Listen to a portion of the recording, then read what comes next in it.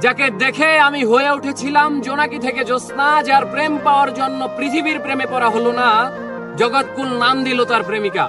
তাকে দেখার পর চাঁদ, ফুল কিংবা প্রজাপতিকেও সুন্দর মনে হয়নি। তাকে ভালোবাসবো বলে অন্য কাউকে ভালোবাসিনি, তবে সে হয়নি আমার অর্ধাঙ্গিনী। আহ, কি ছিল তার মহিমা! জগৎকুল নাম দিয়েছিল তার প্রেমিকা। সে তো হারায়নি, বরং আমি হারিয়েছি আমায়। সে বলেছিল ভালোবেসে পাল্টে দেব তোমায়, বিচ্ছেদের জামানায়। আহা হা, এর বিপরীতে আমার মুখে সিগারেট আর কবিতাই মানায়। ভালোবেসে হারালাম আমায়। তাকে করা স্পর্শ অথবা তার করা ক্ষিপ্র চুম্বন যেন লেগে আছে আজও ঠোঁটের কোণে। শুধু নেই নেই সেই অনামিকা, যার নাম দিয়েছিল জগৎকুল প্রেমিকা।